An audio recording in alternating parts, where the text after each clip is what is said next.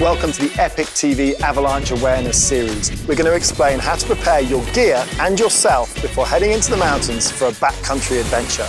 This is a guide on how to reduce the risks to yourself and your friends while having fun in the mountains.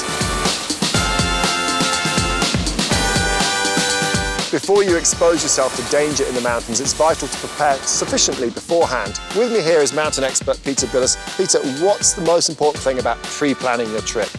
Well, Graham, planning your trip before you head in the mountains is probably the most important thing to mountain safety.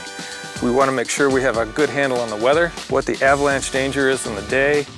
We also want to have a good knowledge of our group and their abilities and skills and limitations. Lastly is just where you're going to travel. You need to know the terrain. So with the Avalanche Bulletin, it's important to understand the 5 levels of risk, but also the detail in the report. The danger rating is an indicator of the potential of avalanches. 1 represents low risk, 5 represents very high or extreme risks. And each step up the scale roughly doubles the risk. The report may give different risk levels for different elevations. Now you can find the New Zealand Avalanche Advisory, which is provided by the Mountain Safety Council at avalanche.net.nz. Additionally, head to the Mountain Safety Council Alpine Facebook page for updates during the season. Now, tell me a little bit more about the detail that you'll find in an avalanche bulletin. It tells you where the danger exists. It tells you where you should travel, where you shouldn't travel, and gives you a good indication of what the current snow conditions are, snowpack, recent avalanche activity, and even the weather on this particular one. It goes on and talks about the likelihood of those avalanches, the size, and whether it's getting better or worse. It also has an icon that shows the aspect where avalanches are most likely to occur. The aspect and elevation lets you know where you should and shouldn't go, so you can make good decisions.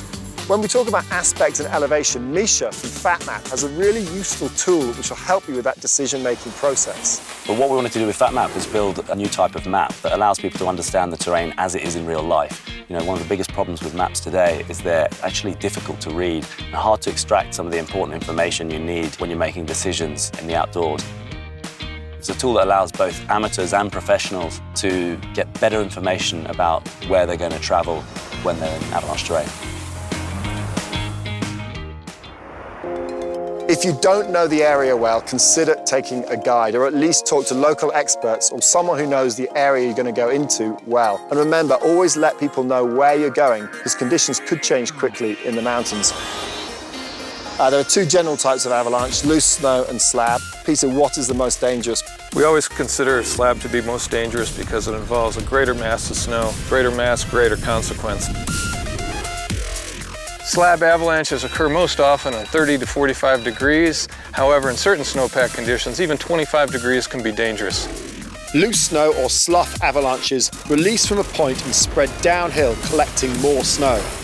The fresh V-shaped debris left behind provide evidence that loose snow avalanches may occur.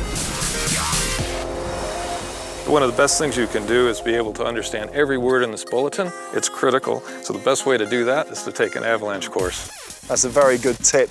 Hope you've enjoyed this video. In the next video, we're going to look at what gear you need to take into the backcountry to stay safe.